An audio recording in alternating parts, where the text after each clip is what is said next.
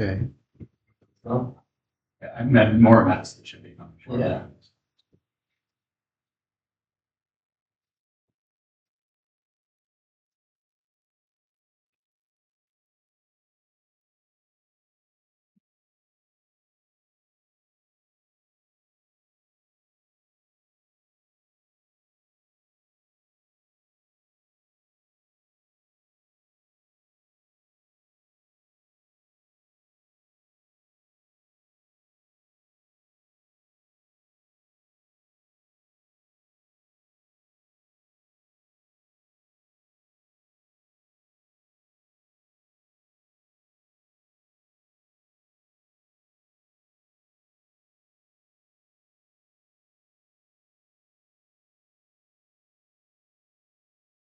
I cried, so I can wipe my tears.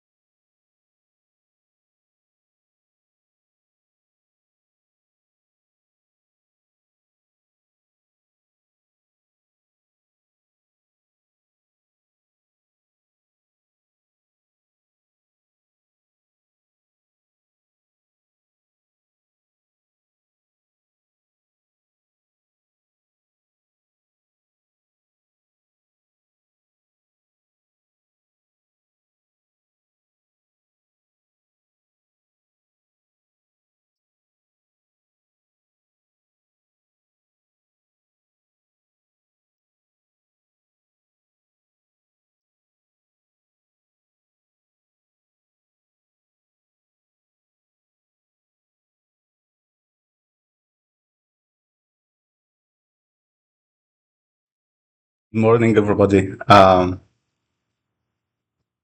Thanks for coming. My name is Shibal Salim. I'm a theology resident, first year here at LSU. Today I'm going to talk about epidemiology and genetics of pregnancy loss in horses. It's a research talk, actually. It's a work I was involved in when I was doing my postdoc at Cornell University. So most of the results I'm sharing with you today are from the equine pregnancy lab. This lab was initially at Royal Veterinary College, and then it's moved to Cornell, and the PI is Mandy Demister, if you know her.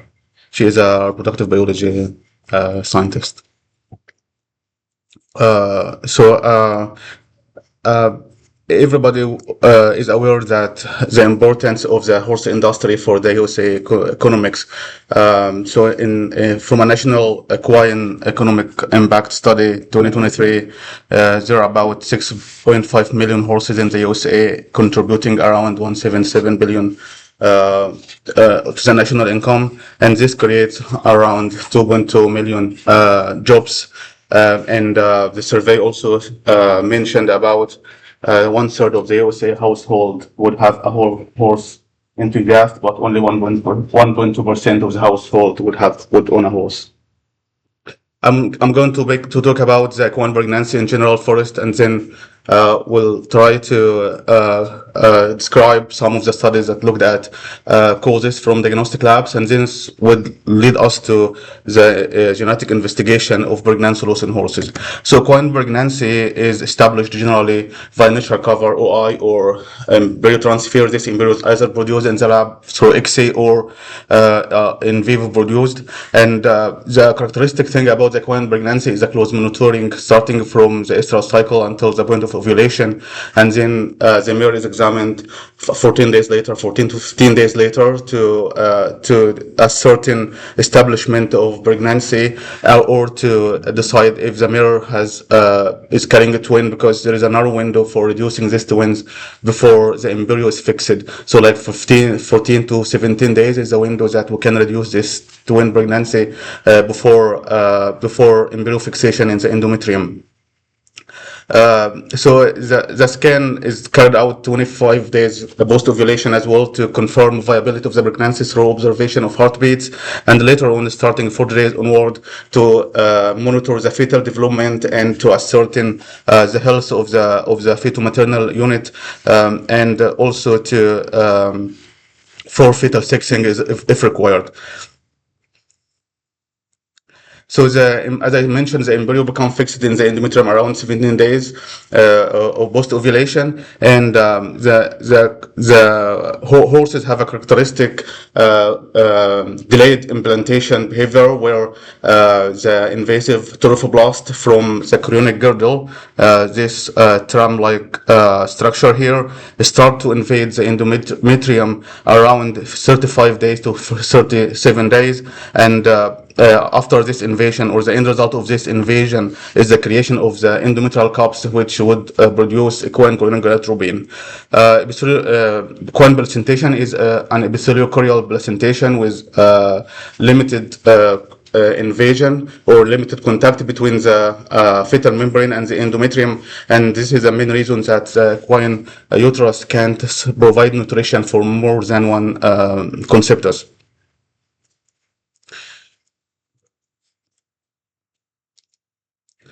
So epidemiology is a science which studies disease in a population, and this would look at measures of disease occurrence, like prevalence, incidence, and also it looks at measures of disease or disease association, using measures like odds ratio, risk ratio, and other measures of association. Today, I'm just gonna talk about the prevalence and studies that have been done in diagnostic laboratories, which documented reported causes of abortion or pregnancy loss in horses. So we had a pathological framework for pregnancy loss in horses. So the mare would contribute to the pregnancy through the immunity, through the hormonal response, and through the endometrial environment, and it contributes genetic material through the ovum, while the stallion contributes genetic material through the sperm, and this would result in the conceptus. The conceptus itself has its genetic makeup from the mare and the stallion, and during the early development or the early mitotic division, the conceptus would have its own genetic makeup, and it could develop some errors during the mitotic divisions, early mitotic divisions as well. The fourth component of this pathological framework would be the environment, would be the external factors like the environment, such as nutrition, pathogens, and medications. So we are not sure if so. Most of the previous equine studies looked at pregnancy loss is really looked at the mare as the main contributing factor for pregnancy loss through things like endometritis, which resulted in over usage of antimicrobials. So we from the studies, I'm going to talk about. We would see that many of the pregnancy losses is not actually because of the mare. So the prevalence of pregnancy loss in horses. So that literature has varied definition for pregnancy loss in horses. Some literature define or split it into early pregnancy loss, which is losses until 70 days or 10 weeks. And this actually from human literature, where they define early pregnancy loss in human as losses before or during the first 10 weeks of gestation, which is 70 days.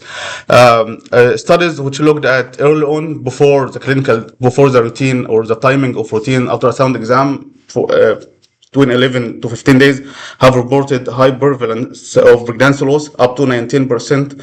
But most of the studies would define losses as losses after the clinical detection of pregnancy 14 to 15 days. So studies from our lab which looked at this recommended 5 to 10% and other studies as well, 5 to 10% losses between 15 days, which is a mark of the clinical detection, to gestational day or 70 days of gestation. The lab looked at losses after 70 days until 300 days and recommended a prevalence of 4%.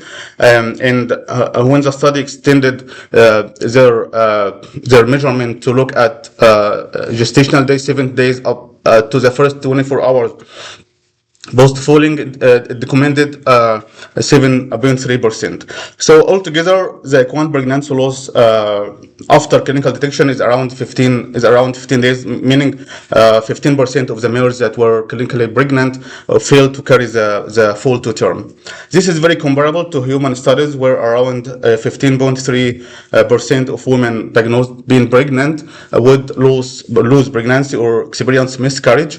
And in women, this is a disease of age where women in their 20s has a reported prevalence of 12%, whereas women in their 40s has a reported prevalence of 75%.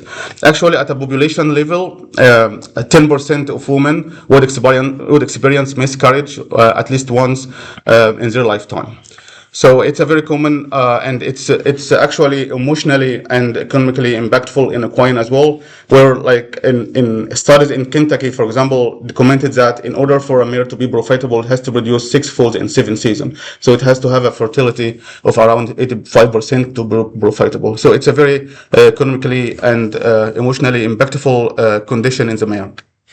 So the lab then looked at studies we looked at laboratory diagnostic or laboratory reports from diagnostic labs to document the causes of pregnancy loss. So we first the first study was actually an undergrad student went to the lab and reviewed all the diagnostic reports for losses submitted to the lab before 7 days of gestation. And as you can see, most of these losses have a known cause. Another PhD student looked at diagnostic reports from the lab for the submissions after 70 days of gestation, and actually around 50% still of these losses or abortion are of unknown cause. Other main cause documented after 7 days is umbilical cord disease, which is around 40% here, and this picture here shows an abortion with umbilical cord torsion, where the umbilical cord shows multiple twists and intercalating like congested and branching segments, which is clinical diagnostic criteria for umbilical cord torsion. And this image here shows a foal with born or aborted because of the equine herpes virus, which shows the trachea showing fibrous material. So it's still large proportion of early pregnancy loss before 70 days, and the large proportion of losses after 7 days are of unknown cause. So the consequences of this are there is massive increase in the use of antimicrobial for breeding management of the mare. And I looked at historical studies from early breeding seasons. It was found that only antimicrobials are used at a rate of 12.2% in 1998 breeding season. Later on, studies from our lab showed that 50% of mares received post-cover treatment in the 2013 and 2014 breeding season, and there are more recent studies from the same lab did the same thing, and they found 70% of mares receive post-cover antimicrobial treatment. So the dilemma of large proportion of unknown causes of abortion resulted in overusage of antimicrobials, thinking that this would improve the fertility rate. And also another problem is the using of hormones to extend a rather failing pregnancy. For example, an early pregnancy loss or a mare that might have a potential early pregnancy loss would receive progesterone to extend their pregnancy, and this might result in retaining of the endometrial cups, which will be there for almost 90 days later, resulting in the mare missing the breeding season. So the dilemma of unknown causes actually results in unresponsible use of medications, and also there is a big list of traditional medications like kerosene and other stuff are used for breeding management of the mares because of this dilemma of reduced fertility rate. In women, on the other side, it has been reported that chromosomal abnormalities is responsible for 60% of miscarriage occurring. So miscarriage in women is defined as losses before 20 weeks. After 20 weeks of gestation, they call it stillbirth. So stillbirth is a mark where the fetus can live outside the uterus, and it's ranges from 20 week to 28 week in human. In horses, the stillbirth is defined after 300 days, where the foal can live outside the uterus. So, and autosomal trisomies is the most common cause. Here is an example of here is a karyotyping from a Conceptus, which shows trisomy 13, where you can see 3 copies of chromosome 13, and the condition is called autosomal trisomy. Trisomy means presence of an extra copy of one chromosome. Monosomy, on the other hand, is a loss of one copy of chromosome, where instead of having 2N, it's going to be 1N for one specific chromosome.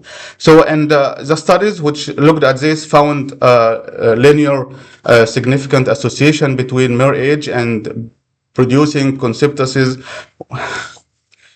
Sorry, producing or fetuses with high likelihood of aneuploidy aberrations or genetic errors. Actually, here they compare these studies either done for pre-implantation genetic testing, where embryos produced in the lab were tested, and then they try to associate the prevalence of these ploidy aberrations and the woman's age or maternal age. And also, it's some evidence came from studies that did like non-invasive genetic testing in pregnant women as well, and they found the same association. So that's 35 years of age is a transition between increasing normal risk and increasing risk of producing embryos with ploidy aberration in women. So ploidy aberrations or aneuploidy is like a numerical errors in the number of chromosomes. So based on these findings, was high proportion of unknown causes of losses, and based on the evidence from women, we hypothesized that there is a different pathophysiology between abortion in males and early pregnancy losses. So we thought that the pathophysiological process and even genetic errors might vary between those distinct phenotypes of abortion. And also we hypothesized that numerical chromosomal errors is a common cause of pregnancy loss in horses, and these chromosomal errors are more frequent in early pregnancy losses compared to late and mid to late pregnancy losses. And also, based on evidence from human studies, mare and stallion age might be associated with the prevalence of these chromosomal errors. So the aim of our work is to use chromosomal microarray analysis. It's a molecular way of doing a similar karyotyping I showed you earlier, but in a molecular way, and next generation sequencing. Short tandem repeat testing is a parentage testing, used in equine for parentage evidence to document chromosomal errors named Bollinger operations in product of conception from equine through the entirety of the pregnancy in mare. So we collected samples from 15 days up to 300 days and looked for these chromosomal errors. This is our method here. So we have two sources of samples. Losses before 70 days are a product of consumption from mares collected by the vets. Once the vet identify a rather failing pregnancy, like absence of heartbeat or documenting inflammatory or endometritis while performing ultrasound scan, so they collect these conceptus. So they insert a large bore tube, such as the endotracheal tube, and flush these conceptus and send them to us. The samples from abortion submitted to the laboratories, we get muscle samples or ear or base of ear, from the ear, skin sample, and we get fetal membrane sample sent to our laboratory. So for the submissions for early pregnancy loss, where the vets send us the conceptus, we use a stereo microscope to examine the morphology of the conceptus, and then we extract the DNA, and this DNA is submitted for chromosomal microarray analysis for next generation sequencing, short tandem repeat testing. Lately, the lab started to do micro-CT on these conceptuses to see if they can see any changes in morphology of the product of conception that might be related to the chromosomal errors.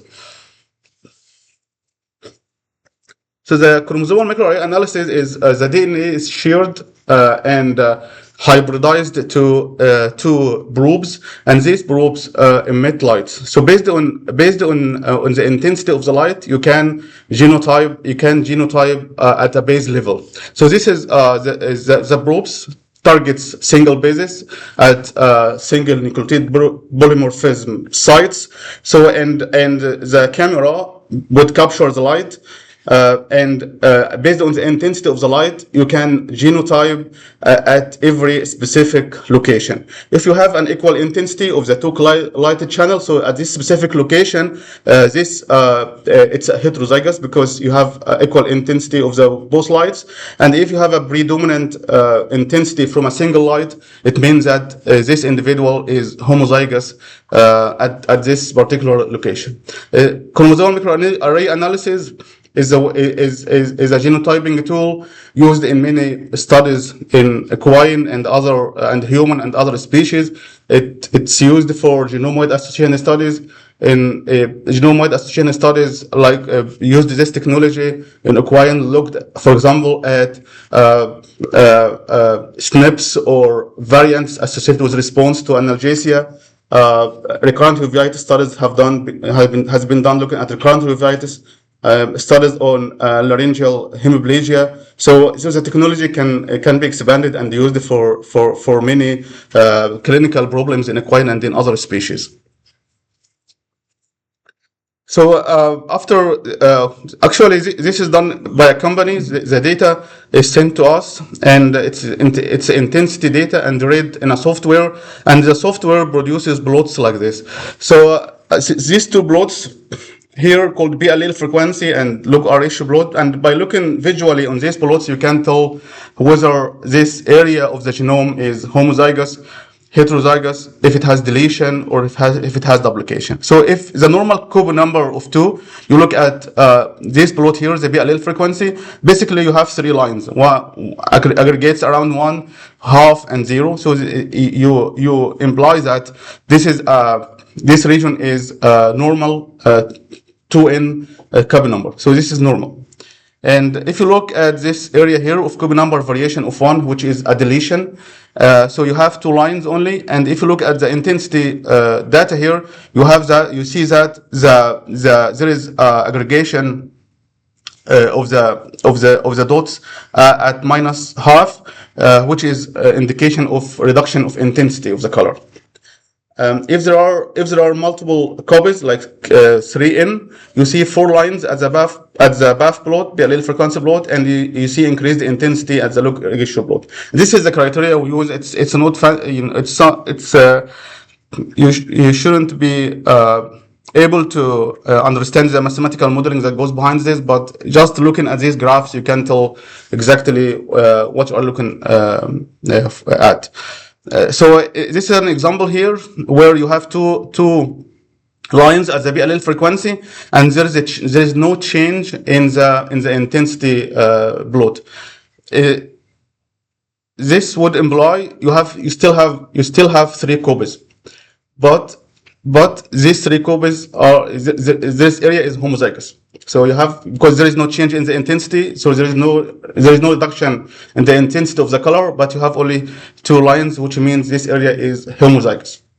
So it's called copy neutral deletion, or copy neutral runs of homozygosity. I'm saying this because we have looked at this on a different study. So because runs of homozygosity, if you have long runs of homozygosity, it means there is an inbreeding. So you can use the runs of homozygosity. So the area of the DNA which are homozygous, the length of these and the frequency of these can be used as an indication of inbreeding.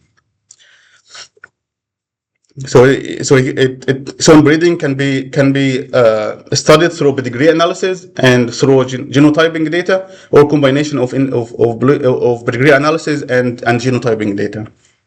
So I'm going to go through some of the plots generated from our samples to give you an examples of the ploidy aberrations we have seen. So this is the horse chromosome are 31 autosomes and two sex chromosomes. This individual here is 64 XY. Euploid product of conceptus means it's a normal copy number of 2 throughout the chromosomes. The array doesn't have markers for the Y chromosome, so this is here the X chromosome. So we have one copy of the X chromosome, which means this individual is a male. So it has one copy of the X chromosome here, because we have two lines at the side of the X chromosome. So to confirm the sex of the conceptus, we did a PCR for a Y chromosome marker to confirm what we see in the array data. So this is a normal euploid 64 XY product of conception. Compare this to the plot here. You can see throughout the chromosomes, you can see 4 lines at the PLL frequency plot, and this implies that you have 3 copies of every chromosome. And this condition is called triploidy. Triploidy means the individual have 3 copies of every chromosome. This individual has 2 copies of X chromosome, because it's a male. Here you can see 3 lines, so it's XX chromosomes, and we did a PCR, and it has a Y marker, which means it's a male. So it's a 96 XXY individual. If you look at this area here, where you can see only two lines on BAF plot and no change in the intensity. These areas I talked about earlier is areas of homozygosity. So they call it runs of homozygosity, where a big chunk of the genome or of the chromosome is homozygous, came from one parent. Which are marked, so homozygous came from one parent, either male or female, and it's indication of inbreeding. So at the chromosomal level, we have seen individuals, for example, here, this individual had 2 copies of chromosome 26. You can see 2 lines at BAF and reduced color intensity. So it's monosomy 26. This one here has 3 copies of the chromosome 4. So it's trisomy 4. So we tried to, the study could be concluded at this stage, but we tried to confirm our finding, because it was surprising to see these numbers of product of conception with ploidy aberrations. It has never been reported in horses. There were like individual reports from horses, and we could find so many of our samples have these aberrations. So we tried to confirm this. So we used short tandem. What happened?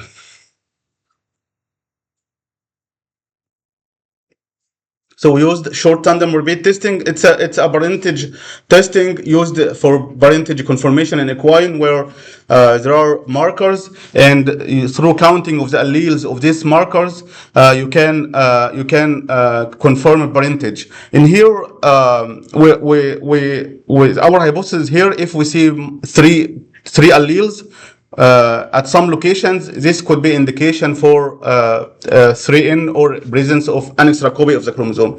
And we have seen this in multiple samples. For example, this sample here from the allantocorrin and from the fetus, the same sample have three alleles at the three markers from this parentage panel. This is compared to a sample here, which is normal 2N, where we can see two alleles at multiple locations. This is not because these markers are not across every chromosome, so it's kind of supporting our findings from chromosomal microarray analysis rather than it can't be used as a sole method to confirm haploidy aberrations in equine. So we selected some samples which with confirmed or with potential haploid aberrations from chromosomal microarray analysis, and did low coverage and high coverage sequencing, and actually we confirmed our findings through sequencing. Here, if you look at this monosomy 26, you can see this dip here as allele frequency, and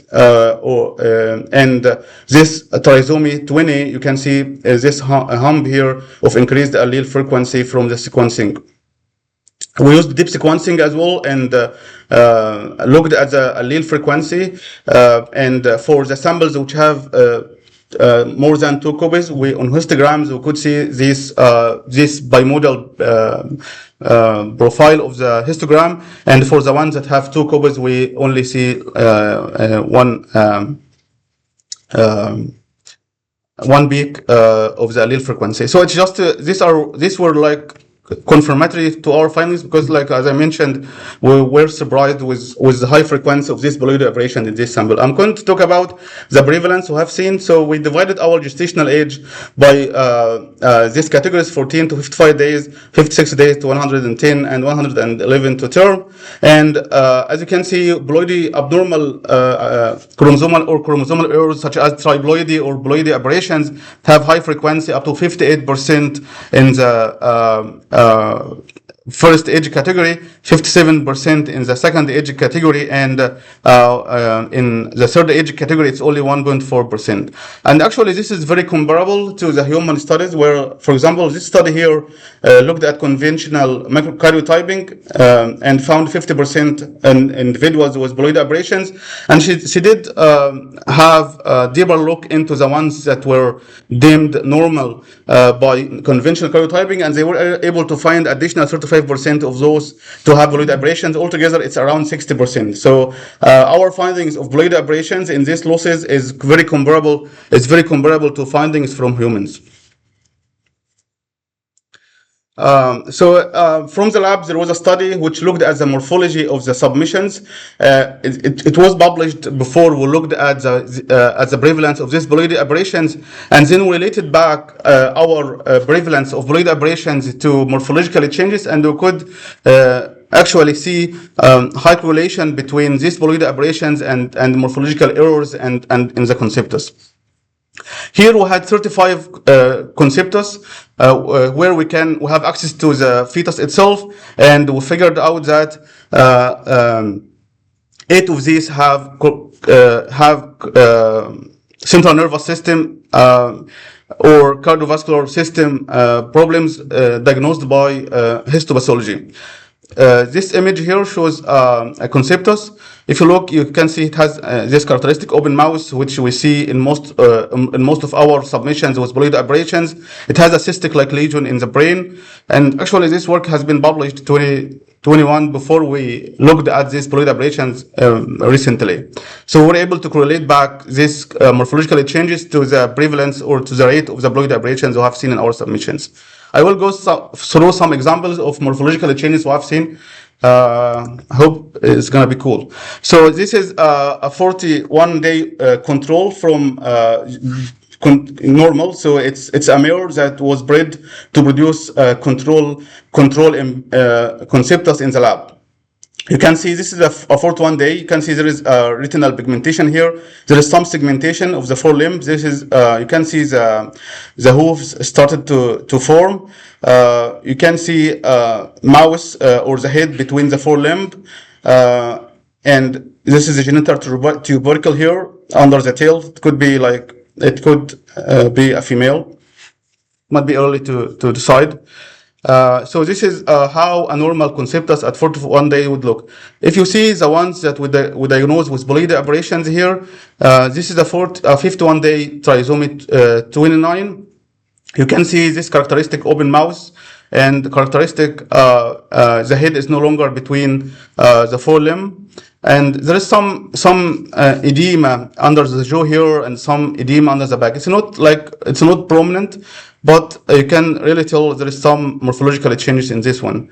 And here, this is trisomy 4, 3 copies of the chromosome number 4. You can see this is a characteristic hump-like structure. It's kind of like have you seen strawberries in the store? That big strawberries. The big strawberries in the store are 3N. They are genetically engineered to have extra copies. And whenever we see extra copies of the chromosome, we see this this coordinated growth, this muscly profile of the conceptus.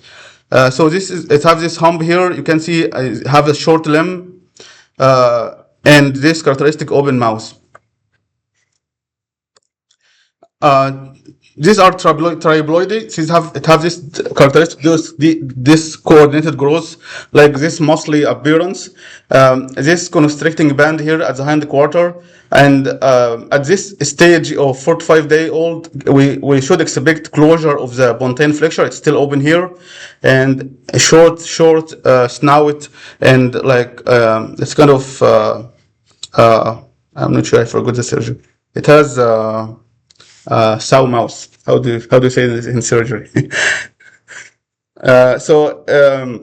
And this one is a tribloid as well, and have this constricting band, this loss of transparency, thickened skin, shorter limbs, open mouth. So it's kind of like as I mentioned, there is a favored growth for this embryo, but it's discoordinated because of the extra copies of the chromosomes. The point is, can we diagnose this in through ultrasound? So we can terminate those before development of endometrial cups, so we don't miss the season. Actually, some of these have characteristic appearance on ultrasound. This work is some of this have been submitted to us, and this work actually has been published in the Common Veterinary Journal, where this individual has trisomy 26, and you can see these cystic-like lesions in the thoracic area, which can be seen on ultrasound. And actually, chromosome 26 in equine is have synteny or similarity with chromosome 21 in humans, which is trisomy 21 is a very common Bolide aberration in human and associated with the Down syndrome. So not all of these aberrations could be diagnostic via ultrasound exam, but some of these actually can be diagnosed through ultrasound. We have a case report as well, which looked at congenital cataract in a foal, but this is a later gestational age, and it's gonna be like the season gonna be missed anyway. And even for this, the season is gonna be missed anyway because it's 52 to 75 day gestational age. So we looked at the association between maternal age and these Bolide aberrations. Our initial investigation of this. So we have submissions of pregnancy loss, and we have maternal age. We compared mare age between mares that produced conceptus with Bolide aberrations and the one that were not that have lost pregnancy but were not diagnosed with Bolide aberrations, and we couldn't find any association. And actually, this is reasonable because mere age in the first place is associated with increased risk of abortion. So we failed to make this connection between maternal age and ploidy aberrations.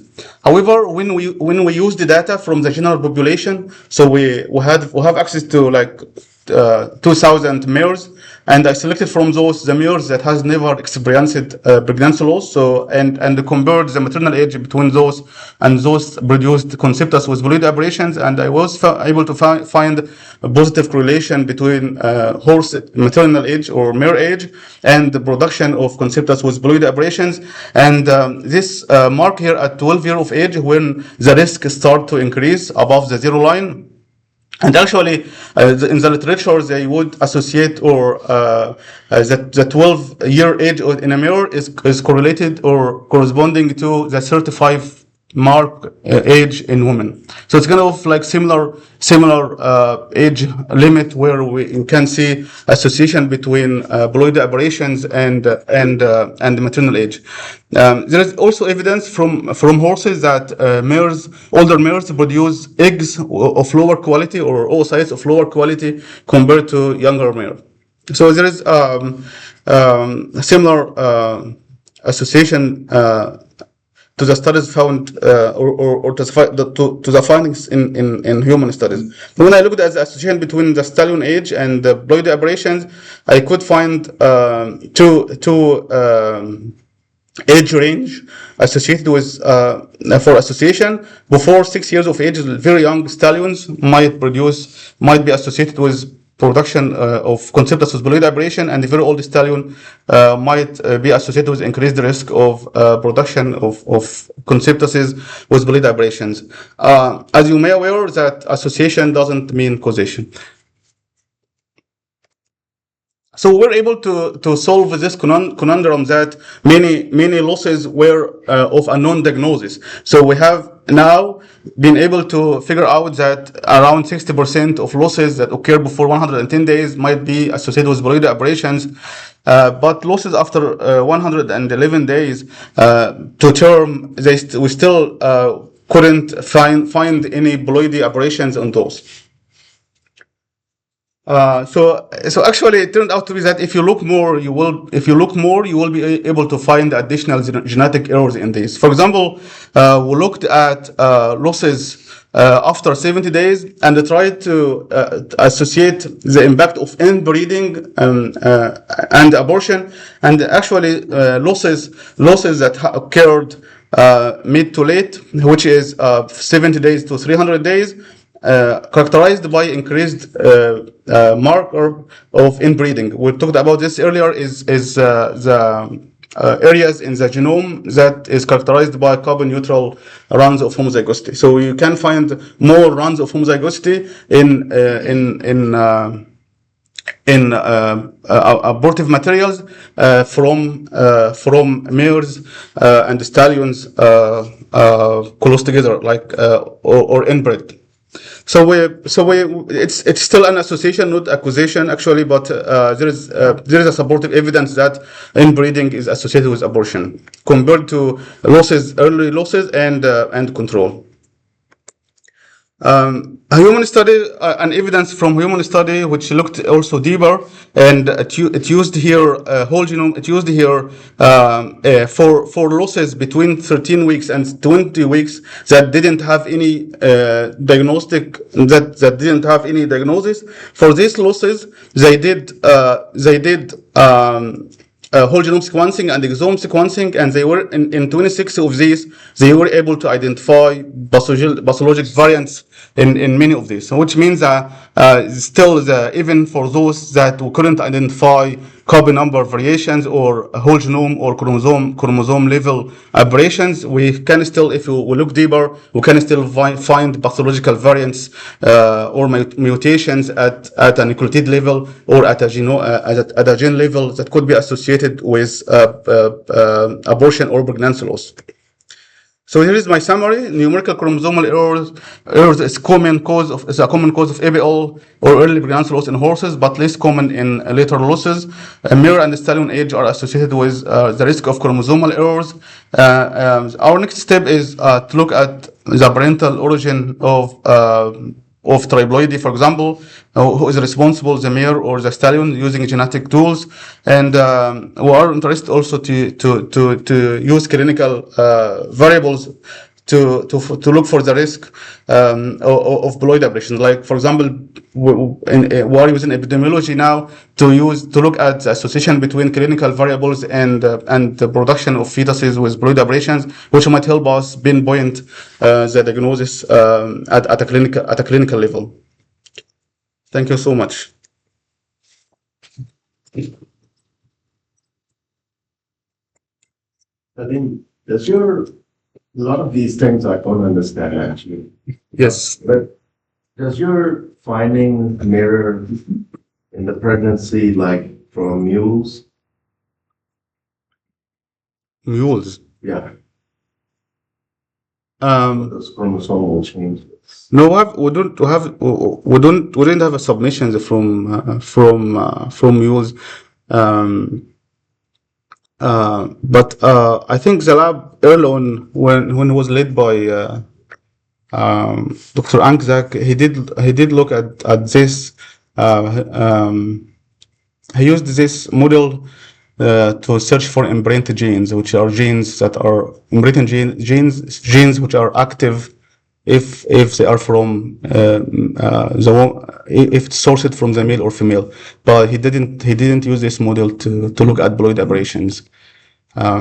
So no, I have no clue. On the heels of that, like people do amniocentesis for babies Yes. born for Down syndrome and Yes. so forth.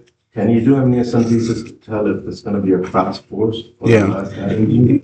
Yeah, it's actually there is a project in the lab to look at pre-implantation genetic testing in horses to be able to try to diagnose this.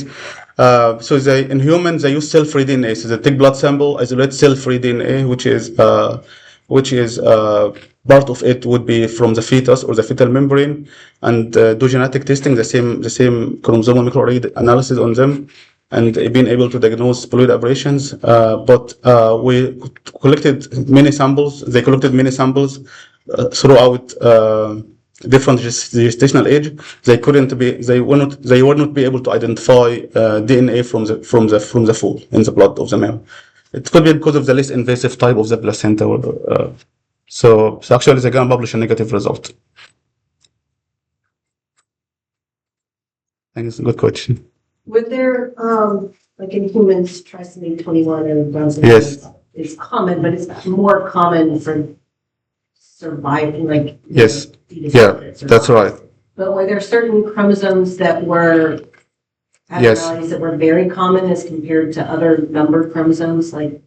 Yeah, chromosome in our study, chromosome 20 is the most affected. I had a slide on this, but I removed it. Chromosome 20 is the most affected one in our study. I'm not sure which chromosome in humans, chromosome 20 in horses would have a synteny to or similar to, but it's chromosome 20 is the most common. In the literature, there are reports about live-born horses with chromosomal anomalies, and this is actually confined to smaller chromosomes. But anomalies in larger chromosomes, like chromosome 1 or 2, 3, 4, we couldn't see any live-born horses with this aberration. So this is limited to aberrations in smaller chromosomes. You can see there are reports in literature about live horses with chromosomal anomalies. And that are reproductive, so like not XY, but. Yeah, it's autosomes, yeah. Okay. Yeah. And they're born and they survive, They survive, yeah. and It's live born. I think the report says it's live born, but I'm not sure how many years this was, the survival age of this, but live born concepts with beloid aberrations were reported in quant literature. These are single reports. Question. So, Chill, when you look at the human literature, how were those embryos produced? Were those from conventional mating in the humans, or were they from in vitro produced? Yeah, data from human studies are mainly from pre-implantation genetic testing done in embryo labs. So these are the, the most of the studies, because they can get or generate thousands or tens of thousands of this data. And some of this result from also pre-implant non-invasive genetic testing as well, like amniocentesis non-invasive testing done in pregnant women. But most of the data are generated from embryo-produced laboratory-produced embryos. As far as I know, regardless what they do in genetic, and there's a lot of variations and a lot of differences and caveats about doing genetic testing in humans. They just transfer everything.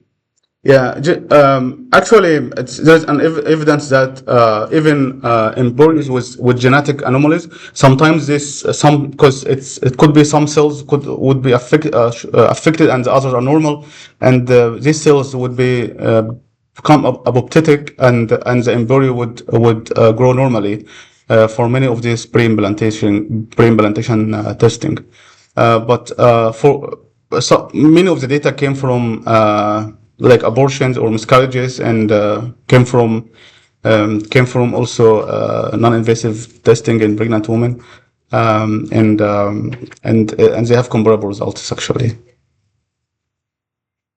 But compared to our study, we looked at concept of from 14 days of post ovulation to term. In humans, the first ultrasound is done around 7 to 8 weeks, and therefore this in human studies which looked at naturally produced or natural conception, they did not look at this window, because most the first ultrasound in human is done after 8 weeks, and this is the main reason that despite we have seen similar prevalence of bolide aberrations, the types of bolide aberrations is different to human studies, because we are looking at a different window.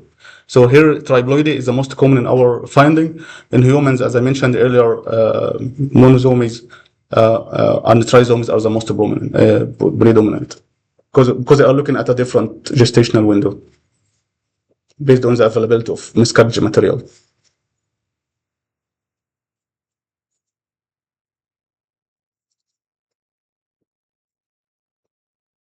Thank you. It's a little bit complicated, but I wanted to show that this methodology can be used in any clinical problem, and it's actually used like recurrent uveitis, laryngeal hemiplegia, and many other diseases in horses that can be investigated from a genetic point of view.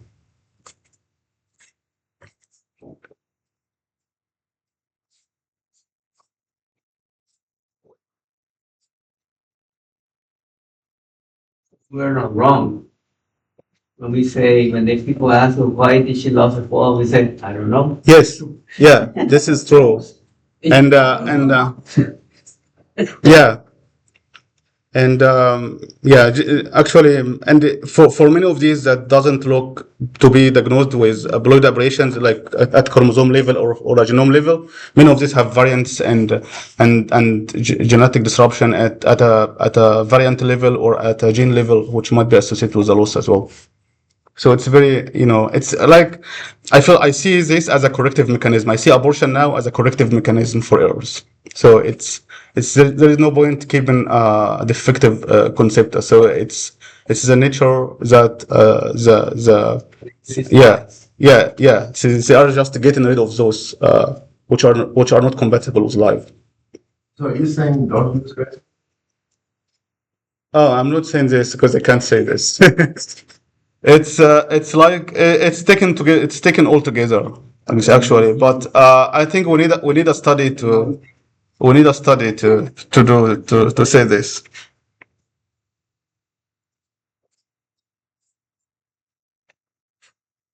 Yeah, but what is really striking and really working and trying to decrease the amount of antibiotics, but it seems that It's on the increase. it's Yeah. going the other way, even Yes. though there is so many studies showing that the more antibiotics is not fixing the problem, but it was Still using. maker as well. Yeah.